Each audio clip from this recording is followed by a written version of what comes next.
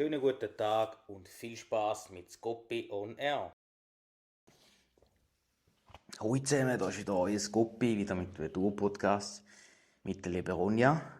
Schön, dass du da bist. Danke vielmals. Danke dir. Stell dich doch schnell kurz vor unseren Zuhörern. Ja, ich bin Ronja, ich komme aus dem Aargau, bin ursprünglich in Schaffhausen aufgewachsen, arbeite momentan noch als Fachfrau Betreuung Kind in einer Kita, aber nur noch bis Ende Juli und nachher wird es einen anderen Weg für mich aufgehen. Genau. Klingt sehr spannend. Du machst auch Social Media wie ich, habe ich gesehen. Und dort steht, die Welt durch Kinderaugen sehen, mein Leben als Erzieherin. Was Genau. heisst das? Erkläre uns mal. Ja, ich arbeite ja mit Kindern in einer Kita und dort ist es halt so, dass wir Erwachsene sind vielmals so ein bisschen durchgeplant, mega ernst und so. Und ja, wenn man mit Kindern schafft, merkt man manchmal viel mehr so, hey, eigentlich sollte man die Welt so ein bisschen mehr lockerer sehen, ein bisschen durch Kinderaugen anschauen. Und nicht immer alles, es muss so und so und so. Wenn es halt mal nicht so ist, dann ist es halt mal nicht so. So wie auch Kinder stellen mega viele spannende und ehrliche Fragen. Das, finde ich, ist bei uns Erwachsenen vielmal so ein bisschen, ja, man fragt ein bisschen, wie ist das Wetter, wie ist das, aber so wirklich tiefgründige Fragen oder Fragen, die mal interessant wären, ja, hörst je nachdem mal, aber jetzt so Ja, außer das ist eine Person, die du gerne redest oder die dich Genau, interessiert. Ja. genau. Und die Kinder sind halt wirklich mega offen und die sagen da halt auch gerade raus, was auf gut Deutsch gesagt Scheiße findet und was nicht, oder? Und Ja, das ist ist so. so ein bisschen das, wo das so ein bisschen widerspiegelt, oder? Ja, das stimmt, ja. Kinder sind brutal ehrlich. Also, Das ist so. das Sie ist, sagen dir, was sie gern haben, was sie nicht gern haben. Ja. das ist so. Das ist so. Weißt du, für einen spannenden Job? Ja, eben, es ist mit den Kindern, es ist sehr vielfältig. Du hast natürlich nicht nur Kinder, du hast auch dahinter die Eltern, die dahinter sind. Wo du natürlich auch immer musst ein bisschen handeln. Natürlich ist es nicht immer einfach. Jeder hat irgendwelche andere Ansprüche und in einer Kita kannst du halt nicht alles so machen, wie es jeder ältere Teil gern hätte, weil der eine hätte gern, dass man nie in den Wald geht und der andere hätte gern, dass man jeden Tag in den Wald geht und das ist halt amigs auch noch schwierig, um das irgendwie so ein bisschen, ja, ein bisschen handhaben und den Eltern halt auch klar machen, hey, unser Konzept von der Kita ist so, wir gehen oder wir gehen nicht oder wir können diese Lösung finden und halt auch die Kinder heutzutage sind ganz anders. Als ich angefangen habe mit dem Job, ist es so ein bisschen, wie soll ich sagen, einfacher gewesen. Die Kinder sind gern draussen gsi, weniger Medien, die sie haben. Und heutzutage merkst du sehr viel, wie viel das Kind vor dem Handy, vor dem Fernsehen sind und die Kinder wissen gar nicht mehr, wie sie spielen. Meine Mutter arbeitet bei der Neugeborenenabteilung im Kanton Okay, Schaffhausen. spannend. Sie erzählt immer, die einen Mütter, wenn das Kind blärt, tun sie ein Handy, also zum Beispiel sie hat geboren und sie hat einen Bruder oder so und wenn der blärt, drückt sie ihm das Handy in die Hand und nachher ist Ruhe. Genau.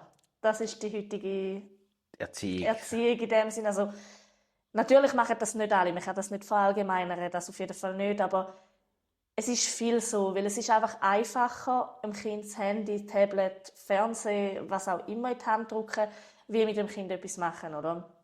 Darum geht auch mega viel das verloren mit draussen spielen. Ich meine, du bist auch in einer anderen Zeit aufgewachsen. Ich meine, wenn du früher noch raus bist, hast du ganz viele Kinder auf dem Spielplatz Ja. gehabt. Geh jetzt mal raus auf den Spielplatz, schau mal, wie viele Kinder das dort hat. Fast keine. Also, es gibt so vereinzelte. Ich Genau. bin am Liegenschaftsservice tätig. Ja. Und da ist ja auch immer Spielplatz auf den Liegenschaften.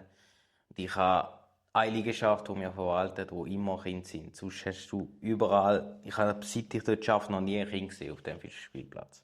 Eben, das ist genau das, oder? Die Welt, die sich wandelt, wo was halt auch nicht einfacher macht, auch gerade für Kinder wird das nicht einfacher sein. Weil sie werden so in dem Sinn, ich sage dann immer so ein bisschen ruhig gestellt in dem Sinn, ja, da hast du etwas, Hauptsache bist ruhig und nervst mich nicht. Dann frage ich mich aber wiederum, wieso machst du denn in dem Sinn, also wieso machst du denn ein Kind, wenn du selber aber Priorität beim Arbeiten hast, bei deiner Karriere? Dann musst du dich wie entscheiden, was ist dir wichtiger, oder?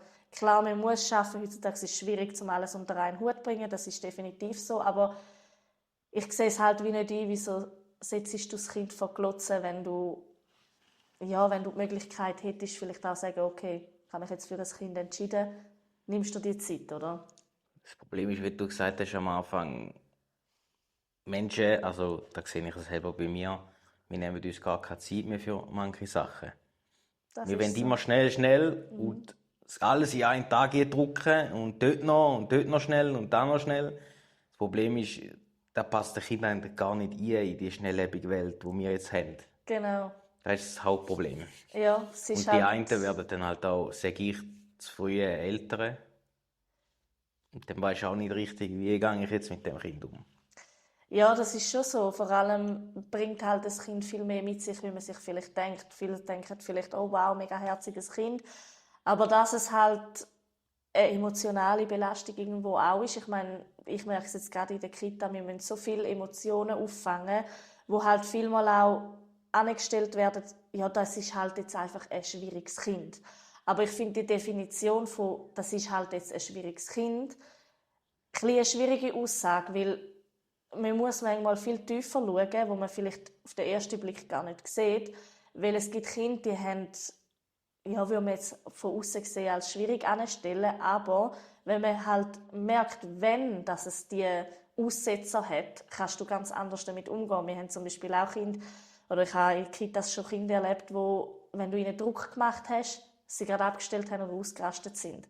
Und dort musst du ganz anders angehen, musst du ruhig angehen, dem Kind das erklären und brauchst mega viel Zeit und Nerven. Und das ist halt auch dann schwierig, wenn du einen vollen Arbeitstag hast, am Abend hast du noch dein Kind daheim und dann nachher sagst du dem Kind, es soll jetzt das Bischi anlegen und es sagt nein und dann ist natürlich von beiden Seiten gestresst, oder? Und das ist dann halt das Schwierige. Ja, das stimmt, ja. Ja, es ist nicht einfach, ja. Ja, ja, ich habe deinen Instagram-Account angeschaut, bevor du gekommen bist. Sehr durchgeschaut und so. Und dann ist mir ein Link aufgefallen. Dort ist gestanden, die 10-Stunden-Woche. Und ich habe dort drauf gedrückt und dann ist irgendwie, hat sich keine Seite geöffnet. Keine Ahnung, ob ich etwas falsch gemacht habe. Was hat es mit dem auf sich? Genau, so Social Media habe ich so ein bisschen angefangen. Ich habe mit Network Marketing angefangen. Das ist vor jetzt dann schon 4 Jahren her, wo ich gestartet bin. Grundsätzlich habe ich damit angefangen, also ich arbeite mit hochwertigen Aloe Vera Produkten im Bereich Sport, Beauty und Gesundheit. Und die 10-Stunden-Woche ist eigentlich das Konzept dahinter. Wir haben dort eine wirklich komplette Akademie zum Einschaffen, wo wir komplett kostenlos haben. Genau, der Link ist eben nicht aktuell, den muss ich eben noch aktualisieren. Darum hast du ihn wahrscheinlich nicht aufgebracht, weil wir haben ganze Updates bekommen und so. Genau, und der Grund, wieso ich eigentlich angefangen habe, mit diesen Produkten zu arbeiten, ist, weil sie mir selber gesundheitlich geholfen haben. Und ja, dann nachher habe ich gefunden, ja komm, dann fangst du mal ein bisschen an, oder? Und wie man halt so ist, irgendwie in den jungen Jahren, willst du alles anfangen und dann machst du es aber nie richtig. Und dann, ja, habe ich lange nichts gemacht. Habe mir aber eingeredet, ja, ich habe ja immer etwas gemacht, aber es passiert einfach nichts. Ist aber nicht so. Ich habe definitiv, wenn ich mich so reflektiere, nicht viel gemacht in 1,5, 2 Jahren so am Anfang. Und jetzt bin ich wieder mehr dran. Ja, weil halt einfach mit dem Konzept hast du die Möglichkeit, erstens den Menschen gesundheitlich zu helfen. Natürlich reagiert jeder Körper anders, aber es gibt Möglichkeiten, wo es vielleicht eben helfen können. Und halt auch, man kann den Leuten eine Möglichkeit bieten, um halt von daheim aus oder von überall auf der Welt aus zu arbeiten, Geld zu verdienen. Und so halt auch sagen, gut, okay, ich bin der Reisefreak, ich will jetzt reisen und gleich irgendwie nebenbei nicht nur von meinem Ersparten leben, sondern nebenbei vielleicht ein paar 100 Franken im Monat verdienen, dann ist das Konzept wirklich so aufgebaut, dass du das von überall machen kannst. Du kannst es online machen und offline. Ich habe ein bisschen beides gemacht. Ich bin aber eher der Offline-Typ, weil ich finde es halt einfach einfacher, um mit den Leuten zu interagieren, wie online. Ich mache online schon noch ein bisschen, aber ich finde halt einfach, wenn du... Das ist persönlicher. Ja, und du kannst besser raushören, was hat jetzt genau die Person für ein Problem in dem Sinn. Wenn mir jetzt jemand sagt, hey, ich habe letztens auch jemanden gehabt, die hat gesagt, ja, weisst, ich habe immer mega Mühe mit meiner Haut, ich habe Neurodermitis, ich habe Cortisoncreme und Zeug und Sachen ausprobiert, aber Cortison ist sie nicht Fan. Dann habe ich ihr gesagt, weil ich habe eine Kollegin, die hat ganz stark Neurodermitis gehabt. Sie hat auch ein Video gemacht und sie schafft auch mit diesen Produkten und sie hat es eigentlich mit dem hat sie es eigentlich in den Griff bekommen. Klar, man kann nicht sagen, sie ist in dem Sinn geheilt, aber mit diesen Produkten geht es ihr viel besser. Sie kann wieder an die Sonne, sie hat nicht mehr so geschwollene Augen von dem. Und dann habe ich ihr auch gesagt, hey, schau, ich bringe dir die Produkte vorbei, testest sie mal und dann gibst du mir ein Feedback. Weil ich finde immer, dass Testen ist viel authentischer, wie wenn du einfach sagst, hey, du siehst jetzt das Produkt, okay, ich bestelle es jetzt mal online. Nachher kommst du es über, ist es anders, wie du es dir vorgestellt hast, schmeckt nicht so, wie du es gerne hättest. Oder eben genau. Und darum bin ich mega Fan von dem. Ich mache zum Beispiel Testkörper, da sind einfach so Basic-Produkte drin, aber in Originalgröße. Dann haben die Kunden die sie können so aussuchen zwischen 5 und 10 Tagen. Manchmal mache ich es auch länger, das spreche ich individuell ab. Ich bringe den Korb persönlich vorbei, gebe ihnen noch ein paar Tipps und während dem Testen habe ich eigentlich Kontakt mit denen, hey, wie läuft es, hast du noch Fragen zu gewissen Produkten oder ich gebe Tipps und dann nachher gehe ich den Korb wieder abholen und dann kommt das Feedback zurück von denen. Meine einzige Bedingung ist ein Feedback zu dem Produkt. Ob die Person etwas bestellt oder nicht, ist egal. Es geht mehr ums Feedback, so ein bisschen auch, was findet es gut, was findet es nicht gut. Und ich habe da sehr, sehr positive Rückmeldungen bekommen. Auch Leute, die sagen, hey, das hat mir mega geholfen. Gerade so Thema Kopfhaut. Wir Menschen vergessen oft die Kopfhaut. Hat mir dort mega geholfen. Und ich bin eigentlich eher so ein bisschen auf dieser Schiene mit dem Produktteamaufbau. Kommt dann auch noch, aber das ist jetzt nicht so mein Fokus momentan. Weil momentan ist eher so ein bisschen den Leuten wirklich den Mehrwert und die Gesundheit quasi können weitergeben. Spannend, spannend. Sicher noch vielseitig und was du für Bewertungen bekommst. Aloe Vera kenne ich nur, wir nehmen das nur, wenn du Sonnenbrand hast oder so, ja, nehme ich das, dass es wieder besser wird. Und da bringt meine Grotte immer mit, wenn sie in Amerika war, weil es dort billiger ist und dort die größere Flasche hat. Ja. Und angeblich sagt es anders Aloe Vera, wie du auch in der Schweiz bekommst. Gut, Produkte werden ja auch nicht hier in der Schweiz gemacht. Die Aloe Vera Felder sind in der Dominikanischen Republik. Und dort haben sie ja auch, also die Produkte sind ja von Forever und sie haben dort auch eigentlich auf diesen Feldern schauen sie auch, dass sie eben zum Beispiel das Wasser, das sie nehmen, um die Aloe Vera waschen, sie nachher wieder auf die Felder ausleeren. Das ist so ein bisschen auch der ökologische Aspekt, oder? Und sie schaffen dort dann auch sehr, sehr viele Arbeitsplätze in diesen Ländern, weil es wird eigentlich alles von Hand gemacht. Es ist eigentlich, also das Ding ist, mega viele sagen, ja, ich verträge Aloe Vera nicht. Meistens ist dort der Grund, weil die Schale mit drin ist. Und die Schale hat Aloein drin. Und allergisch. Genau. Und bei uns ist es wirklich so, dass eigentlich wirklich nur das Innere, also das Schludrige quasi, in dem Produkt drin ist. Und das ist das reine Aloe Vera. Okay. Aber für Sonnenbrand ist das super. Also ja. Ich liebe es. Ja, das ist es so. Schreibst an und nachher hast du eigentlich Ruhe sozusagen. Ja. Ja, und Aloe Vera ist halt wahrscheinlich bekannt, da kennen viele Leute, oder? Das ist so. Gibt es denn verschiedene Aloe Vera, oder ist da ein Es gibt verschiedene. Also es gibt verschiedene Aloe Vera Pflanzen.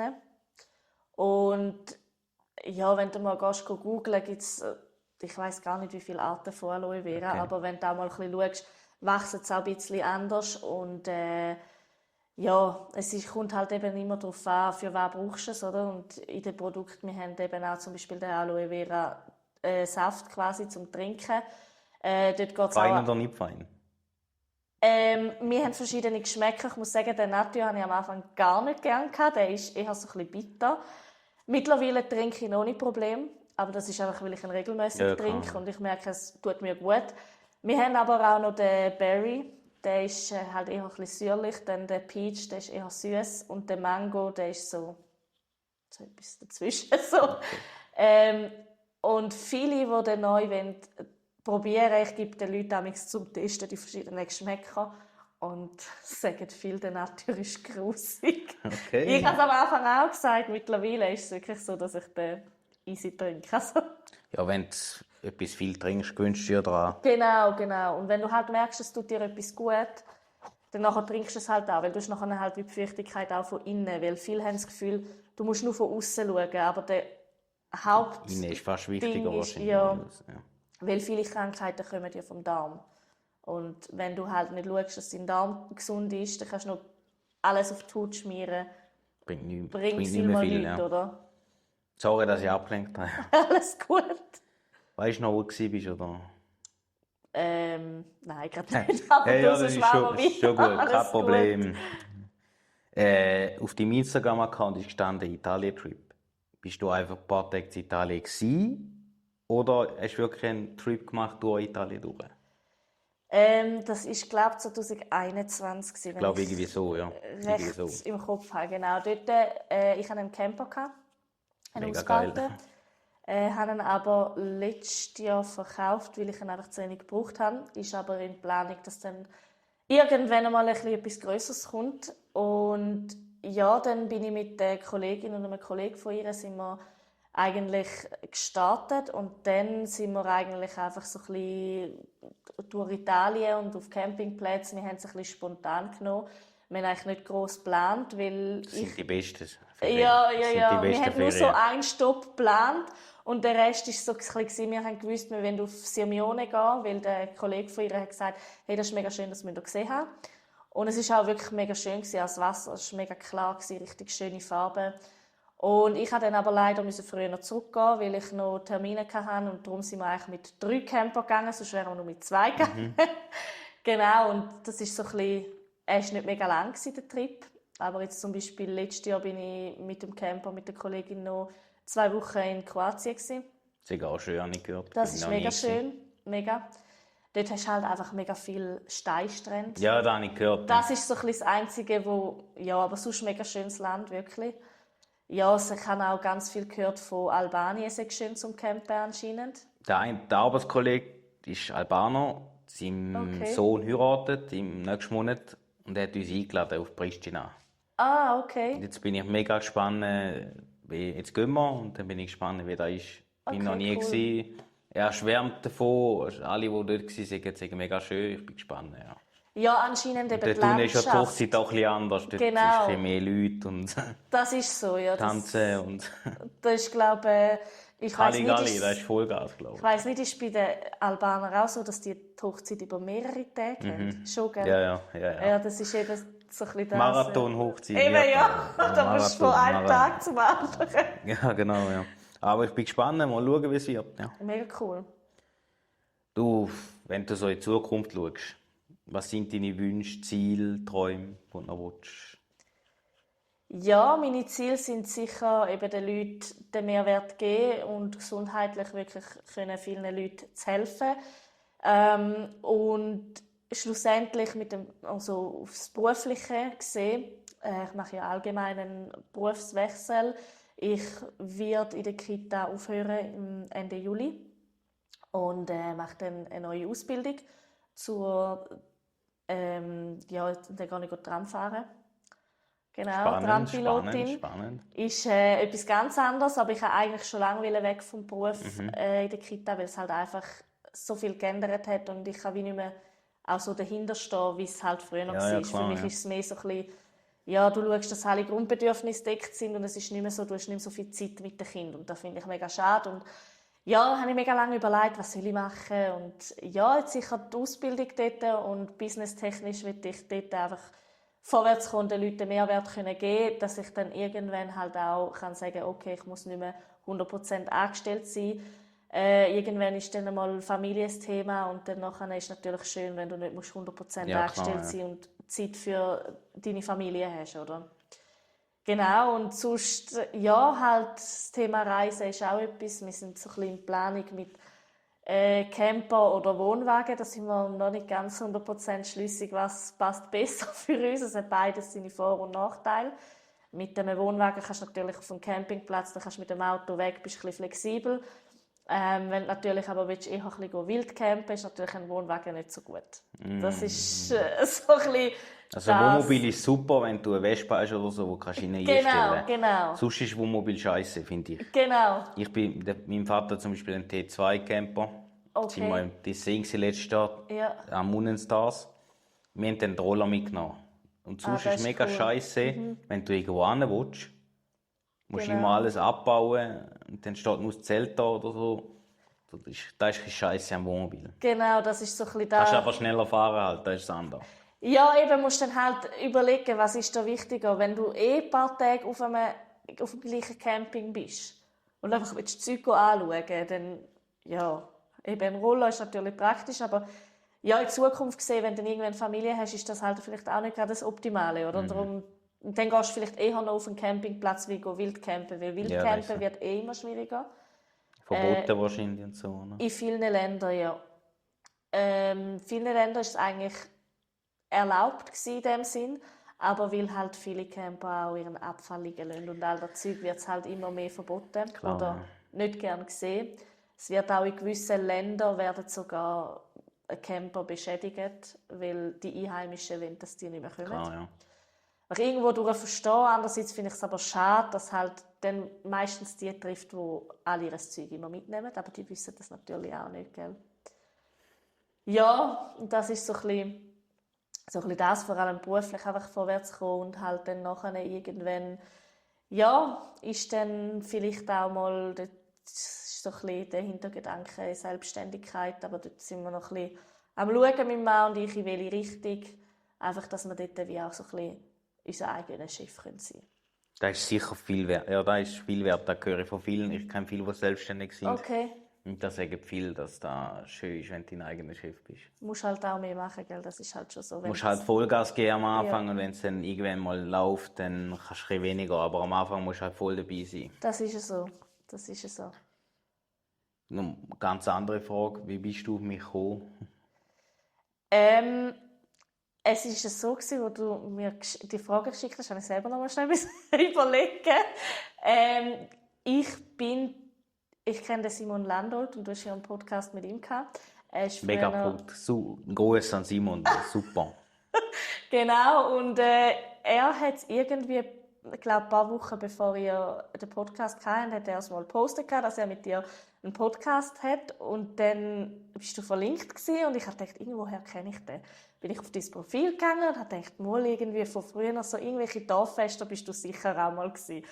Und dann hast du mich angeschrieben, wahrscheinlich, weil ich deine Story angeschaut habe, mich an. Und ja, so bin ich eigentlich dann auf dich gekommen, weil ich es halt einfach bei ihm in der Story gesehen habe. Und da eigentlich eine gute Sache gefunden habe, auch dein Podcast. Ich habe dann dein Profil ein bisschen durchgeschaut, so, hey, was für einen Podcast machst du überhaupt? Ich habe gesehen, eben so lange machst du es jetzt noch nicht, gell? Nein. Und ja, dann hast du mich angeschrieben. Ich hätte dich wahrscheinlich nie angeschrieben oder erst irgendwann in einem Jahr. Das ist immer so ein bisschen das. Ja, genau. Und hat dir das Profil gefallen, das du durchgeschaut hast? Oder hast du irgendeine Verbesserung oder so, die dir gerade aufgefallen ist? Hey, nein, ich finde es mega cool. Eben auch, ich finde mega wichtig, dass es auf dem Profil halt auch authentisch ist, oder? Und ich finde, du bringst deine Arbeit rein. Das ist jetzt nicht unbedingt mein Metier, das, was du schaffst, oder? Aber das ist ein Interessending, das jeder selber muss wissen. Aber ich finde, gut, du machst es authentisch, du zeigst, hey, was schaffst du, was machst du, wie funktionieren gewisse Maschinen, und jemand, wo halt Interesse an Maschinen und dem Technischen hat, für den ist das sicher mega cool. Mich haben eher Podcast interessiert. Auch gut, ja. Genau, und dort finde ich auch mega spannend, was für Leute das da hast, oder? Und ich meine, es sind gewisse Leute, die schon weiss Gott, was alles erlebt haben im Leben, gewisse Leute, die sich Sachen am Aufbauen sind, Leute, wo du einfach auch irgendwo gibst du ja denen auch eine Chance, zumal, ich meine, so ein Podcast, ich wäre jetzt nicht auf die Idee gekommen, um mal in einen Podcast zu gehen, sage ich so ehrlich. Aber ich finde es eine coole Erfahrung und man muss ja auch irgendwo mal aus der Komfortzone gehen, oder? Ich meine, das hast ja du auch gemacht. Und genau an dem wachst du ja. Und ich finde es mega cool, du fragst die Leute an, und ich meine, hast sicher positive sowie negative Rückmeldungen. Ja, das ist so. Es hat aber auch so Leute gegeben, die gesagt haben, sie kommen, und nachher sind sie gar nicht gekommen. Ah, wirklich? Habe ich auch gehabt, ja. Ich finde das mega schade, weil ich finde, du nimmst dir Zeit, oder? Und das ist ja in dem Sinn nicht nur für dich, oder? Es ist ja auch für die Leute und du willst das ja auch so ein bisschen raus publizieren. Und wenn dann die Leute sagen, ja, ich komme und dann kommen sie nicht, ist so, ich finde das immer so, schade, weißt du? Ja, schon, ja. Das ist so, ja. Ja, wenn du mich gefragt hättest vor 2 Jahren, hätte ich gesagt, spinnst du eigentlich, dass ich das da mache? Also wirklich. Und durch meine Lehre und so, und mein Chef ist recht so, hat mich so ein bisschen rausgeholt und meine Arbeitskollegen. Und nachher, durch da bin ich offener geworden. Und Okay. er macht auch Podcast, mein Chef. Ah, wirklich? Und er hat Okay. mich dann eingeladen wegen meinem Erfolg, den ich hatte. Legasthenie, Rechtschreibschwäche, Ja. EFZ-Abschluss. Und dann bin ich gegangen, ich habe es nicht gewusst. Hat mich überrascht. Und nachher habe ich gedacht, das ist noch cool, oder? Dann habe ich gedacht, ich probiere es mal. Ah, mega cool. Aber ich finde das schön, weißt, dass dein Chef das auch sieht und sagt, hey komm, das müssen wir irgendwo auch. Und so wie das tönt, sieht er ja etwas in dir, oder? Und ich finde das mega schön, wenn denn das von, weil meistens sind die Leute von außen die mehr an dich glauben wie du selber. Und Ja, das ist so. eigentlich solltest du am meisten an dich glauben, weil du bist ja eigentlich auch die wichtigste Person in deinem Eigentlich eigenen Leben. Aber das ist, Das ist glaube eben ich, leichter gesagt, gemacht. eben ja. Und das ist, aber ich finde das mega cool, dass du so einen Chef hast, der auch, ja, so wie ich im einen Podcast gehört habe, auch gesagt hat, hey, doch, wenn du bei mir anfängst, dann EFZ, weil es ist, glaube ich, EBA noch gedreht gewesen, Ja, gell? er hat gesagt, entweder EFZ oder gar nicht. Aber finde ich cool. Ich meine, du siehst, du hast es geschafft, obwohl du eben Legasthenie hast. Und ich finde das mega cool. Und auch, es gibt ja irgendwo auch Mut denen, die selber auch Legasthenie haben. Ich selber habe mal so eine Weiterbildung gemacht zu Legasthenie-Coach. Und es ist mega spannend, was dort eben auch die Verknüpfungen im Hirn, wo ein Legastheniker ganz anders macht, wie einer, der das nicht hat. Oder? Und ich finde das mega spannend und ist halt auch schwierig. Vielmal sagt man, ja, tu nicht so, du kannst doch das und so. Aber es ist halt viel mehr, was im Hirn abgeht, wo du von außen gar nicht siehst. Das ist mich neugierig gemacht. Was sagen die, was ist da für eine Verknüpfung? Also er hat ein Beispiel gemacht, das sind aber ganz, ganz, ganz extreme Legastheniker. Er hat eine gehabt, die er nachher auch therapiert hat, oder wie man das sagen will. Und sie hat dort bis zu ihm müssen über eine Brücke laufen. Und dort hat es Schilder, halt, wo es hingeht. Und sie hat das nicht richtig können lesen, weil sie so extrem Legasthenie hat, dass sie nachher schlussendlich ihr Hirn hat wieder blockiert, weil sie nachher hat sie Panikattacken bekommen, weil sie nicht gewusst hat, wo führt die Brücke. Weil du hast natürlich eine Brücke und ich weiß nicht, ob unten Gewässer oder eine Straße war, keine Ahnung, da weiss ich nicht mehr. Und ich finde das noch krass, weil man denkt sich, Legasthenie, ja, die verwechseln ein bisschen Buchstaben und das ist es gewesen. Aber ein Hirn, wenn ein Hirn etwas nicht richtig kann sehen, nicht richtig kann lesen, ist es für so jemanden mega schwierig. Vor allem gibt es dann mega viele, die Panikattacken haben, weil sie nicht wissen, wo führt der Weg. Und das bildliche Verknüpfen. Die machen ja vielmal auch eben mit Bildern. Sie können zum Beispiel auch die Wörter besser mit Bildern merken.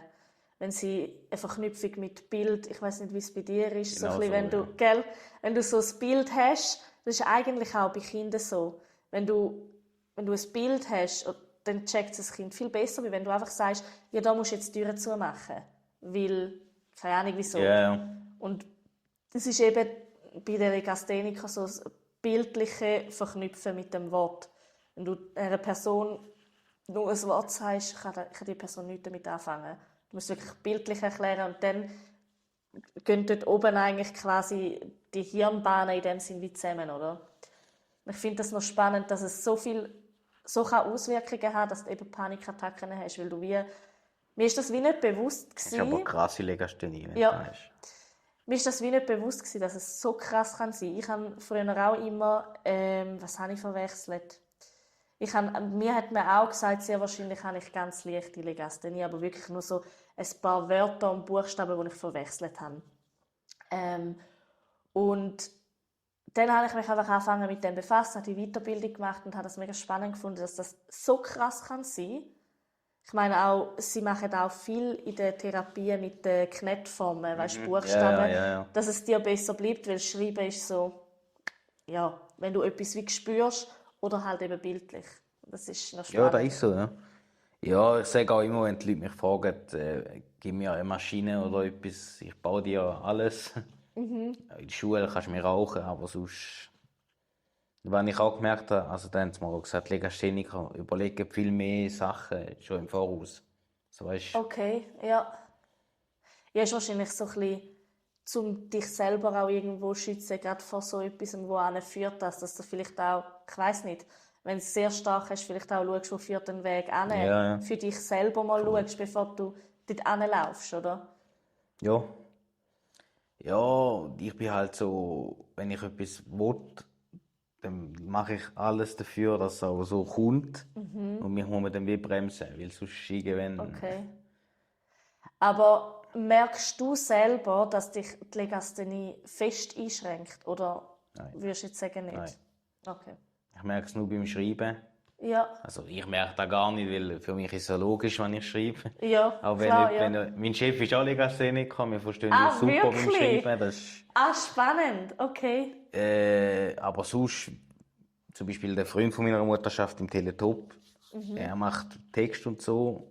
Jawohl. Und er merkt natürlich genau. Und da merke ich es. Und Ja. beim Lesen ab und zu. Das ist aber sonst. Okay, aber sonst schränkt dich, also hat dich das früher Nein. in der Schule auch nicht? Also Sie weißt haben du mich so halt in der... gemobbt wegen dem.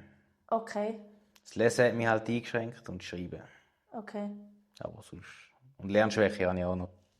okay. Ja, das ist Also in dann der gerade Schule alles... halt, wenn es um beruflich geht, nicht, aber in der Schule schon. Ja, also alles, was praktisch ist, ist Kein Problem. kein Thema. Wahrscheinlich auch das Fachwissen an sich ist ja in dem Sinn kein Thema, einfach du quasi müsstest eine Bei Prüfung mir ist es ausfüllen so, oder so. wenn mich etwas interessiert, dann ist es kein Thema. Okay, Wenn spannend. wenn mich etwas gar nicht interessiert, bringt es nichts. Wenn mich es wirklich interessiert, Ja, das ist wie mein Chef hat immer gesagt, früher in dem Klassenzimmer, wenn ein Traktor vorbeigefahren ist, ist das wichtiger gewesen, wie das, was dort vorne ja, an aber der das ist... Wandtafel passiert. Das wäre bei mir genau gleich gewesen. Ich würde eher am Traktor nachschauen, was der da vorne schnarrt. Ja, aber ich verstehe es irgendwie, gell? Wenn du vielleicht auch eben nicht richtig kannst lesen, eben gerade das Bildliche fehlt. Ist natürlich ein Traktor, hast du natürlich das Bildliche. Voll, Ist zwar ja. nicht in Verbindung Ja. mit dem, was der vorne schnarrt, aber ja. Ja, und so habe ich angefangen. Und jetzt habe ich schon ein paar Gäste gehabt. Mega cool. Nächsten Mittwoch kommt eine coole Folge raus. Okay. Diese Woche habe ich mit dem KI-Experten, mit dem KI-Präsident vom KI-Schweizverband, dem Okay. Chris Baylor, habe ich einen Podcast aufgenommen. Da Krass. bin ich nachher rausgegangen mit so einem Kopf, weil er hat so viele Informationen. Ich bin irgendwann nicht mehr rausgekommen. Ich habe die Sätze vertauscht und so, weil er hat mir so zu bombardiert. Okay. Aber es war wirklich ein cooler Podcast gewesen. Und wie kommst du zu deinen Leuten? Schreibst du dir einfach jetzt gerade so jemanden, Also weißt so jemand, Ja. mein Chef hat ein KMU-Event gemacht. Ja. KMU Handwerk, Bau und Zukunft. Bei uns in der Werkstatthalle. Der hat uns alle eingeladen vom Betrieb. Dann bin ich dort hin. Ich bin halt so jemand, ich rede mit allen. Ja. Ich gehe hin und schnarre mit denen. Okay. Und er war auf dem Event als Speaker. Mit ihm habe ich geschnarrt und so bin ich an ihn herangekommen. Mega cool. Und die anderen Leute schreibe ich halt, habe ich angeschrieben. Ja. Der Simon zum Beispiel ist über meinen Cousin gekommen. Ja. Die andere, Carina, ich weiß nicht, ob du auch gehört hast, der Carina Seiler. Mal, ich glaube. Sie habe ich auch angeschrieben. Das war auch spannend dort. Der mit dem Simon ist natürlich auch Ja, das ist... so, ja. Ich schreibe die Leute an. Ja. Okay. Oder ich habe auch schon Post gemacht, schreibe mich doch an, der ist sicher auch gewesen. Ja, genau. Sie hat auch ein paar geschrieben. Okay. Mega cool. Ja, eben gerade wenn du auch so Mich Leute... fragen immer die Leute, wieso machst du das? Verdienst du da etwas? Ich Ja. sage, mir geht es nicht ums Verdienen. Ja. Mir geht es darum, um neue Leute kennenlernen und zeigen, mit Legasthenie und Rechtschreibschwäche kannst du genau auch so etwas machen, ohne Probleme.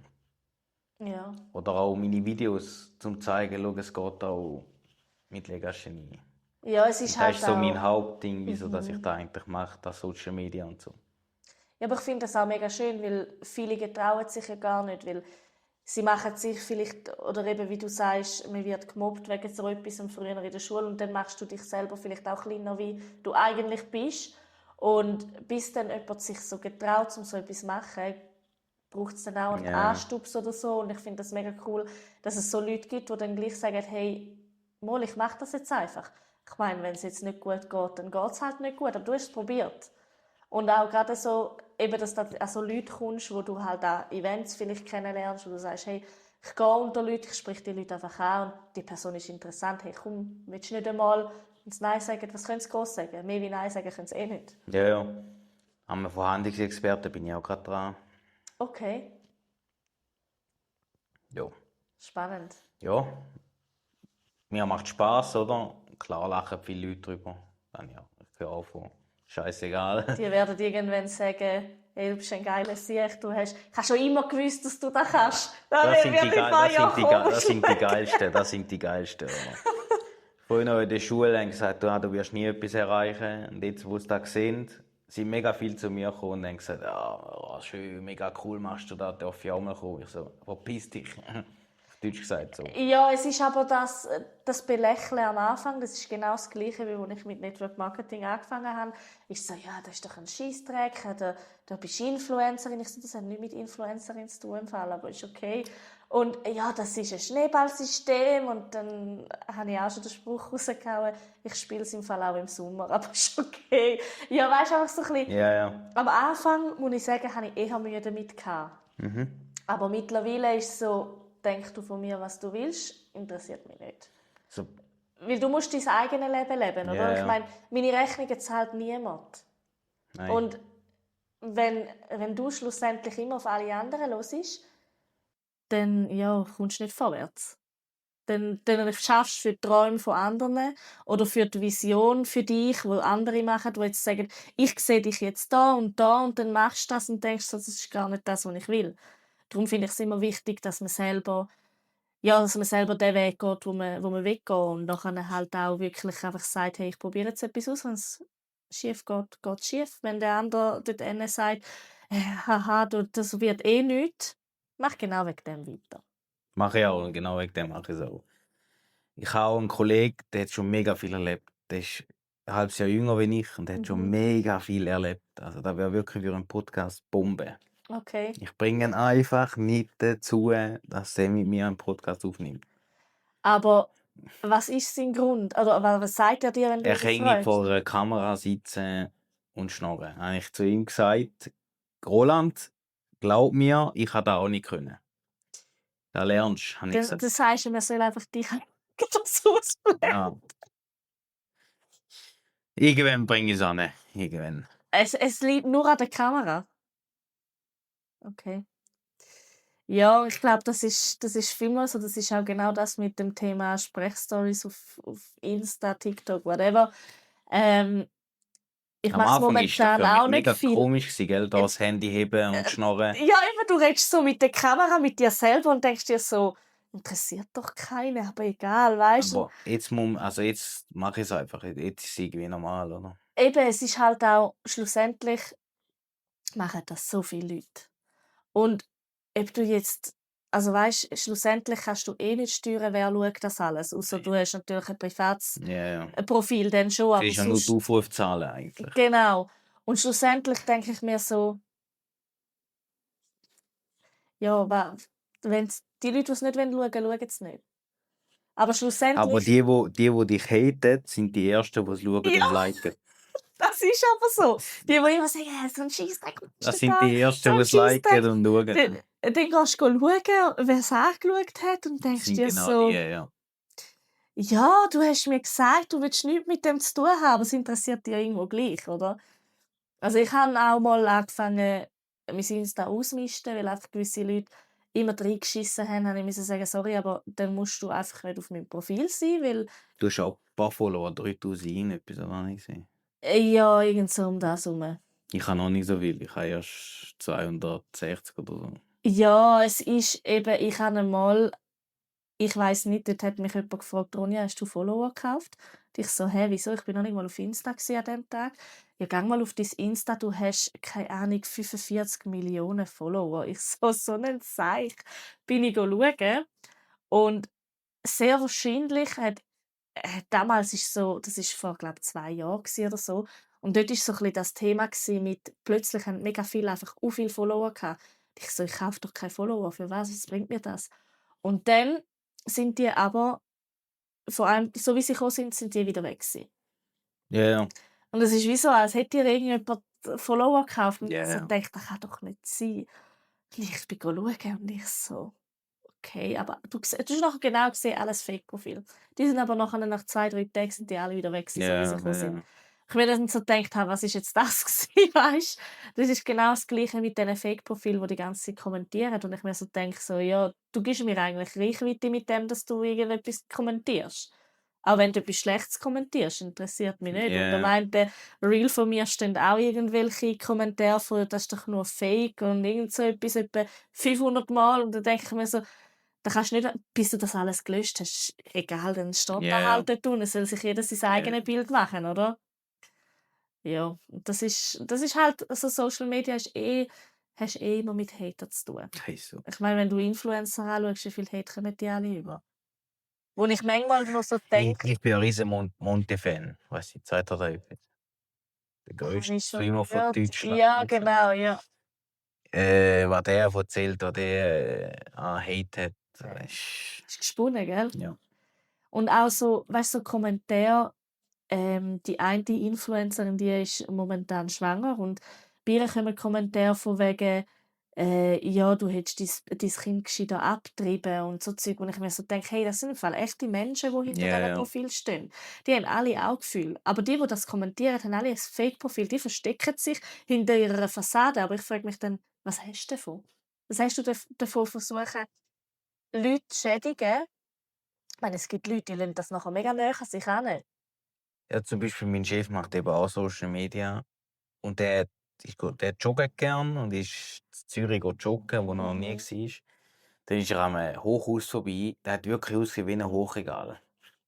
Dann Okay, hat er hat er ein Video gemacht und hat gesagt, er habe das erste menschliche Hochregal gefunden auf dieser Welt. okay. Und während dem Joggen und hat gezeigt. Und dann glaubst du, die Kommentare, die dort drunter gestanden sind, du hast Luxus, du wohnst in einem Haus und also wirklich unter aller Sau. Über 1000 Kommentare unter aller Was? Sau, gell? Da glaubst du nicht. Ah, Jesus. Ganz schlimm. Ja, mein Chef hat gesagt, haben die nichts Besseres zu tun. Du darfst das einfach nicht an dich heranlassen. Und ich glaube, das ist, je nachdem, in was für einer Das ist ja Verfassung nur du seine bist. Meinung. Und Ja, es hat wirklich ausgesehen wie ein Hochregal, wie ein menschliches Hochregal. ja.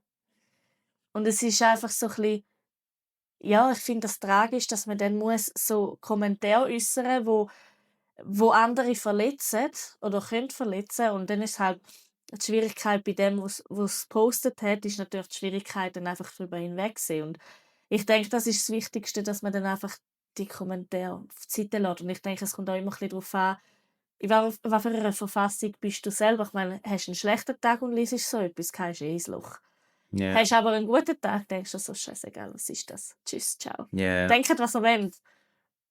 Das ist so ein bisschen ich finde es schade, dass es so geworden ist, dass eigentlich mehr Hate wie eigentlich Support gibt. Was ich herausgefunden habe, für mich ist es mega schwierig zum Follower aufbauen.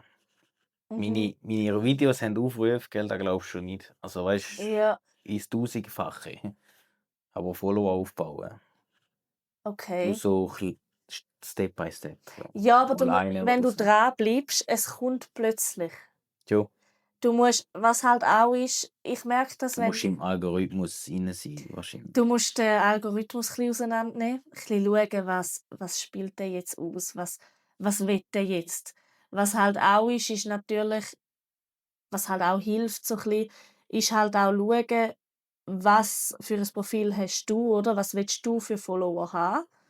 Und dann natürlich auch solche Profile anschauen, liken, die anschreiben.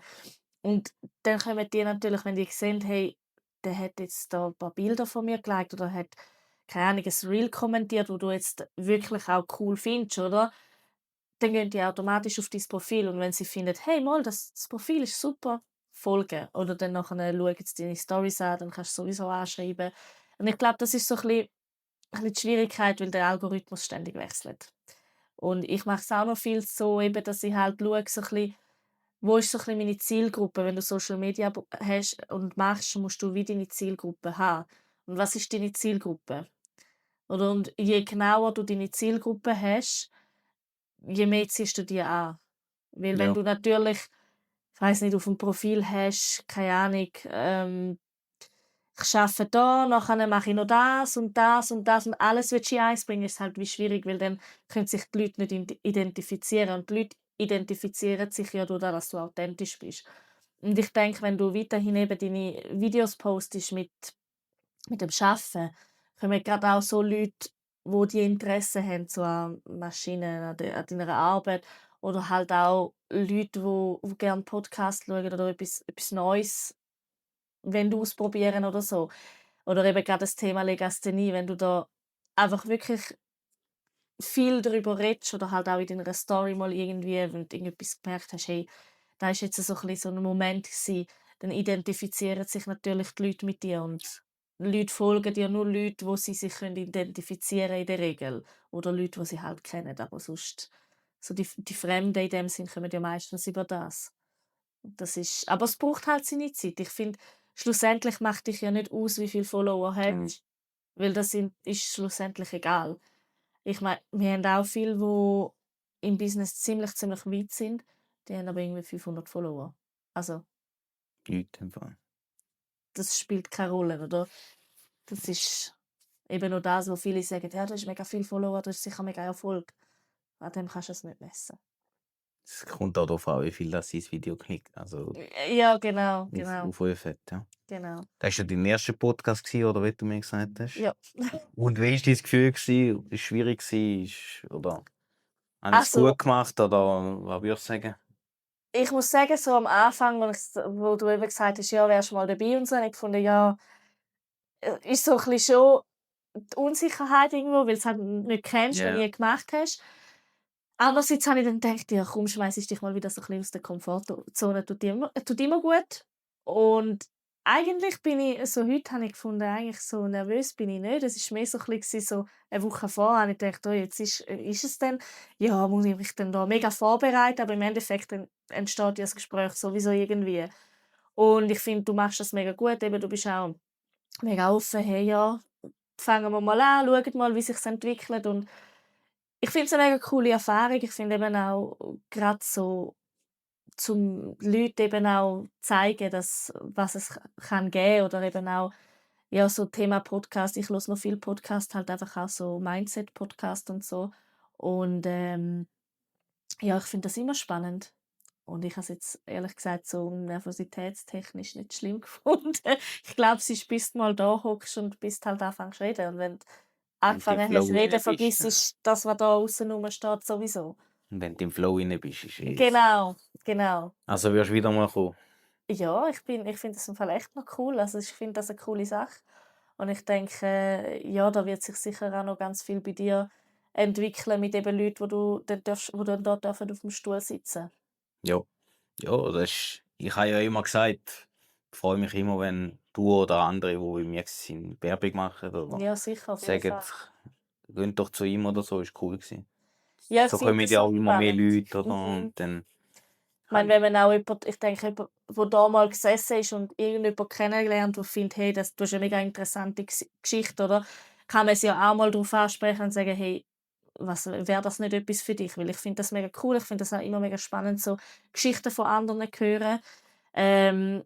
Eben auch gerade, was ist ihr Weg oder ich finde das immer spannend. Und es gibt sehr viele, wo so Sachen hören, wo aber dann eigentlich gar nicht darüber reden, dass sie das überhaupt ja, hören. ja, da gibt es viel, ja. Ja, danke vielmals, dass du da gewesen bist. Danke Ich für hoffe, die es hat euch gefallen. Und ich tue ihr ein Profil verlinken unten in der Beschreibung. Danke vielmals, dass du da gewesen bist. Danke dir. Bitte gern, macht's gut. Euer Skopi.